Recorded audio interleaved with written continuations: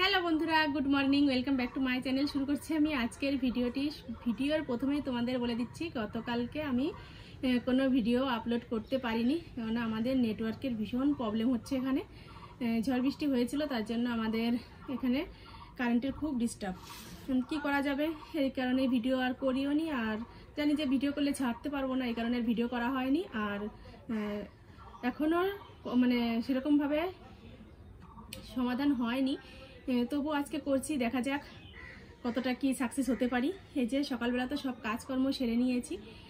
মেঘলা মেঘলা weather, যেহেতু বাড়িতে একটু বেশি রকমের কাজ থাকে, ঘরটন ঝাড় দেওয়া, কিছু জ্বালানি ঠালানি রোদ্রে দেওয়া, এইগুলো করেছি। তারপরে কিছু সবজি ছিল, সেগুলো সব কেটে পরিষ্কার করে একদম গুছিয়ে নিয়েছি, যাব রান্না করতে।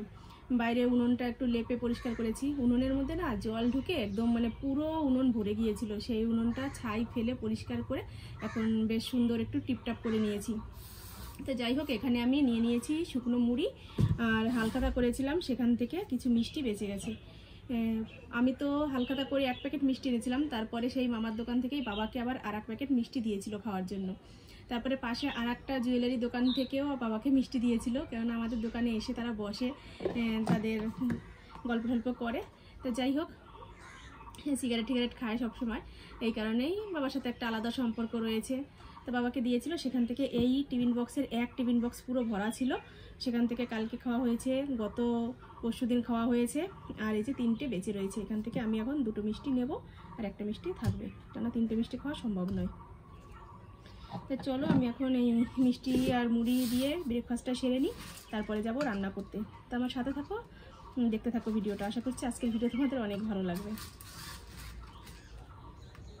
গতকালকে রাত্রে রুটি দিয়ে মিষ্টি দিয়ে খেয়েছিলাম, খেয়ে আমার এত ঘুম পেয়েছে যে আমি আর চোখ তুলে তাকাতে পারছিলাম না।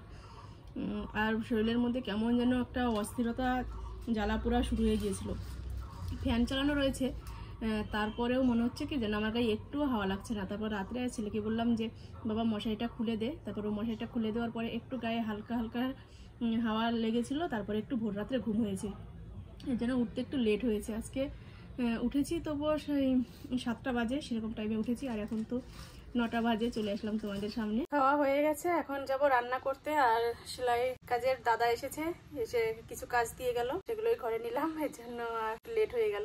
চলো, রান্নার সবকিছু গুছিয়ে নিয়েছি, তোমাদের একটু দেখিয়ে দিয়ে তারপর আমি উনুন পাড়ে সব নিয়ে যাব, উনুনেই রান্না করব। সকালবেলা আমাদের বাগানের দিকে একটু হাঁটতে হাঁটতে গিয়েছি, আর দেখো গিয়ে দেখি এত আম পড়ে রয়েছে গাছের নিচে। বলো, এই আমগুলো যদি পড়ে থাকে দেখে কি না এনে পারা যায় বলো? এই দেখো কত বড় বড় আম, এগুলো সব আমাদের গাছতলায় পড়েছিল, মানে আমাদের গাছের আম এত বড় বড় হয়ে গেছে, অথচ এখনো পড়ে যাচ্ছে। কি করব বলো এই আম দিয়ে? তো চাটনি রান্না করতে হবে, আর কি করা যাবে। আর একটা দাদু দিয়ে গিয়েছে তিতে পাট শাক, তার জমিতে লাগিয়েছে, আমাদের দোকান থেকে বীজ নিয়েছিল, তাই বাবাকে একটু দিয়েছে। 1 আটি পাট শাক দিয়েছে, সেটাই যে সকালবেলা বেছে নিলাম। এরকম করে গুছিয়ে না নিলে ঘরের মধ্যে অনেকটা জঙ্গল হয়েছিল, তা গুছিয়ে নিলাম, এখন ধুয়ে তারপরে শাকটা রান্না করব। আর দিয়েছে 1 আটি ডাঁটা, নিজের জমিতে লাগানো ডাঁটা, অনেকগুলো হয়েছে। আমি সবকটা ডাঁটা একবারে কেটে পরিষ্কার করে নিয়েছি। এখান থেকে অর্ধেক কটা ডাঁটা আমি রান্না করবো, আর অর্ধেক কটা রেখে দেবো, কারণ এত ডাঁটা একবারে রান্না করলে খাওয়া হবে না, শুধু শুধু নষ্ট হবে। আর ফ্রিজ থেকে বের করে নিলাম হচ্ছে মাছ, কালকে আমেরিকান রুই মাছ এনেছিল, পুরো 1 কিলোর উপরে হবে একটা আস্ত মাছ এনেছিল, সেখান থেকে দাদাকে কিছু মাছ দিয়েছিলাম রান্না করার জন্য, আর আমি রান্না করেছিলাম কালকে, আর এই 4 পিস রেখে দিয়েছি, সেই মাছ থেকেই এখন আবার তরকারি রান্না করব। আবার বাবা আজকে আবার বাজার থেকে আনবে কিছু মাছ, দেখা যাক কি মাছ আনে। চলো রান্নাটা শুরু করি, তারপরে আবার তোমাদের দেখাবো কি কি রান্না করলাম। রান্না সেরেই বেরিয়ে পড়েছি, দেখো টোটো গাড়িতে করে যাচ্ছি আমি এক জায়গায়। রান্নার তো কিছুই তোমাদের সাথে শেয়ার করতে পারলাম না, কারণ একটু ব্যস্ত ছিলাম যে বেরোতে হবে, আর টাইমের মধ্যেই এখানে আসতে হবে, নইলে আবার কাজ হবে না। তাই এসেছি, কিছুদিন হয়েছে ব্যাংকের বই বন্ধ হয়ে গেছে, কেওয়াইসি ফর্ম জমা দিতে হবে, তা সেটা জমাও দিয়েছিলাম, কিন্তু আজকে চেক করতে এসেছি। চলো দেখা যাক। কোনো কাজ হলো না, ফর্মের মধ্যে একটু ডিস্টার্ব রয়েছে, তা আবার এগুলো ঠিক করতে হবে, তারপরে আবার নতুন করে জমা দিতে হবে। তো এখন আবার বাড়ি ফিরে যাবো।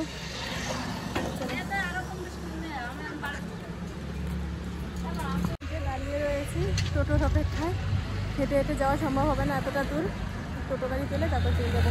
নতুন করে আবার প্যান কার্ডের জন্য জমা দিতে হবে। কত সমস্যা বলো, একটার পর একটা সমস্যা লেগেই থাকে। ব্যাংকের ওখান থেকে বাড়ি চলে এসেছি, আর এসে ড্রেসটা চেঞ্জ করে নিয়েছি, তবুও দেখো কেমন ঘেমে যাচ্ছে। আজকে প্রচণ্ড পরিমাণে গরম পড়েছে, মানে সকাল থেকেই এত পরিমাণে গরম যে মানে কি বলবো, সহ্য করার বাইরে। রান্না করে উঠেই প্রথমে স্নান করে নিয়েছি, স্নান করে তারপরে চলে গিয়েছিলাম ব্যাংকে, কেননা টাইমের মধ্যে না গেলে ওখানে আবার কাজ হবে না। কিন্তু কি আর কাজ হলো বলো, সে তো ফিরেই আসতে হলো আমাকে হতাশ হয়ে। তো এখন এই যে ভাত বেড়ে নিয়েছি, খাওয়া দাওয়া করবো। কি রান্না করেছি সেটাও তোমাদের দেখানো হয়নি, তাই চলো একবারে তোমাদের দেখিয়ে দিয়ে তারপরে আমি এই যে তিতে পাট শাক রান্না করে নিয়েছি চিংড়ি মাছ দিয়ে। বাবা পরে চিংড়ি মাছ নিয়ে এসেছিল, অনেকগুলোই চিংড়ি মাছ এনেছে, সব মাছ কটা দিয়েই আজকে পাট শাক রান্না করেছি। আর এখানে করে নিয়েছি আমেরিকান রুই মাছ দিয়ে আর ডাটা আলু দিয়ে মাছের তরকারি। এই ডাটা আর এই পাট শাক দুটো জিনিসই একটা দাদু আমাকে মানে আমাদেরকে দিয়েছিল, সেইগুলোই রান্না করেছি। আর এখানে যে করে নিয়েছি আমের টক, বাবাকে দিয়েছি। বাবা বলছে আমের টকের মধ্যে চিনি দিসনি, আমি বলি হ্যাঁ দিয়েছি। মানে এত পরিমাণে টক যে 2 মুটকি বড় বড় মুটকি 2 মুটকি চিনি দিয়েও কিন্তু একটুও মিষ্টি হয়নি, কেননা আমাদের এই আমগুলোই হচ্ছে প্রচুর পরিমাণে টক আম। এই আমগুলো পাকে হচ্ছে আষাঢ় মাসে, আর সেই আষাঢ় মাসেই মিষ্টি হয়, তার আগ পর্যন্ত প্রচণ্ড টক থাকে, খাওয়া যায় না। তো আবার একটু চিনি দিয়ে তারপরে জাল দিতে হবে। তো আমি তো এখন টকটা খাবো না, পরে দেখা যাক চিনি দিয়ে যখন জাল দেবো রাত্রে তখন খাবো। তো চলো এখন আমি এই তরকারিগুলো বেড়ে নিই, তারপরে হচ্ছে টকটা পরে খাবো। হ্যাঁ, ছেলে তো বাড়ি নেই, ও গিয়েছে একটা কাজের ব্যাপারে কথা বলতে ওর দাদাদের সাথে, কিন্তু এখনও বাড়ি আসেনি। আসতে আসতে একটু লেট হবে। ফোন করেছিলাম, মোবাইলে রিচার্জ ছিল না, রিচার্জ করে দিলাম ওর ফোনে। তারপরে আমি আবার ফোন করে ওকে বলে দিলাম যে তোর ফোনে রিচার্জ করে দিয়েছি, তুই পরে ফোন করিস আমার।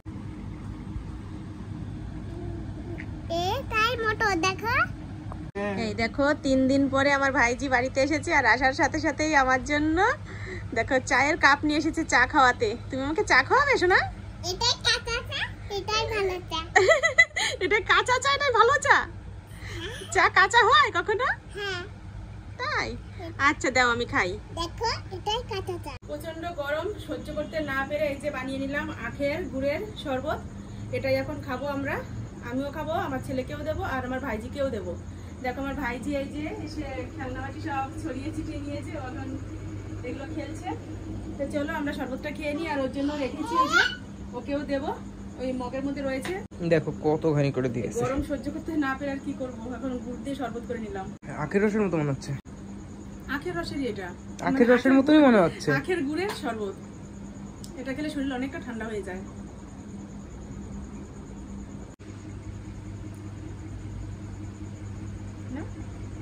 কেন?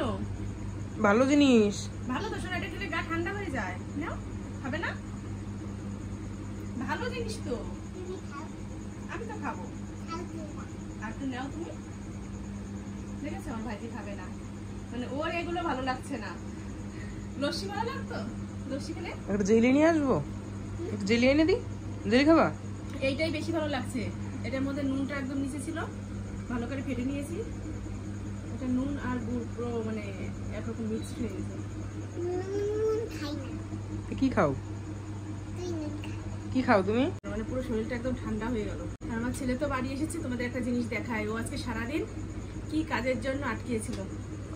এই দেখো, এটা হচ্ছে আনতে গিয়েছিল ওর একটা বন্ধুর বাড়িতে, সেখান থেকে নিয়ে আসলো। আর দেখো আমার ভাইজি ওর সাথে আমি শিখতে পারিনি, ও শিখে গেছে কোনটা চাপ দিতে হবে, দিচ্ছে। আর পুরোটা ঘোরাবো কি করে? এই এই দেখো একটা জয়স্টিক আছে এখানে, এই যে এটা। এই যে এটা? হ্যাঁ ওটা ওটা ওইদিকে ই করো, একদিকে মুভ করে দাঁড়াও, সরো একটু সরো। দেখো আমার থেকে, ওরে বাবা আমি কিন্তু ধরিও নি, ও করে দিয়েছে। মাথাটা ঘুরছে। আমার হাত কাঁপছে। আবার ঘোরাও, মুড়ে। নড়ে দেখে। এই 2 বার প্রেস করো এটা, পারবে না। তাহলে আবার সোজা হয়ে যাবে। করে দেখো। তুমি তো শিখেই গেলা সব। এদিকে সব ক্যামেরা হচ্ছে, এই দেখো।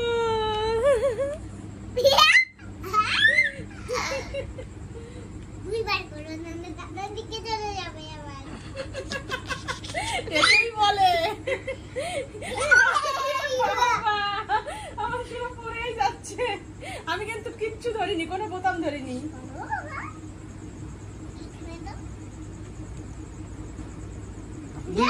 দুইবার আর না হয়ে গেছে। তুই করবি নাকি তুই কর? বসে বসে এটাই আনতে গিয়েছিল, ওর একটা বিয়ে বাড়ির ভিডিও শুট রয়েছে, তাই এটা একটা বন্ধুর বাড়িতে ছিল, সেখান থেকেই নিয়ে আসতে গিয়েছিল। দেখো এখন ঘুরিয়ে দিচ্ছে কিভাবে।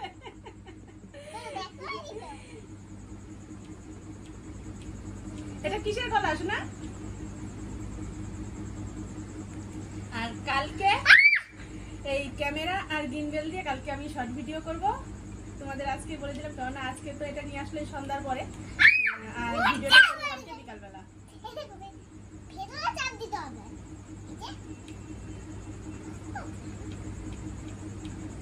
দুইবার অতবার না।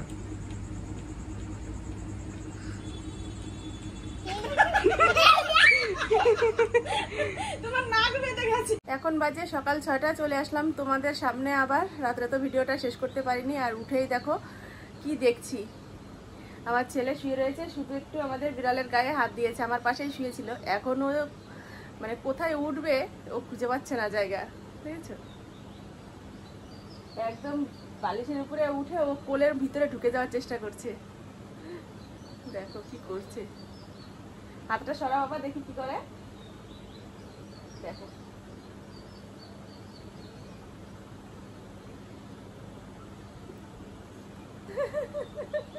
উরে বাবা, চুমু খাচ্ছে নাকি? দেখো কোলের মধ্যে উঠে মুখে চুমু খেতে যাচ্ছে। চলো ভিডিওটা আজকের মতো এখানেই রাখছি, আবার সকাল থেকে নতুন একটা ভিডিও শুরু করব। আজকের মতো টাটা, বাই বাই।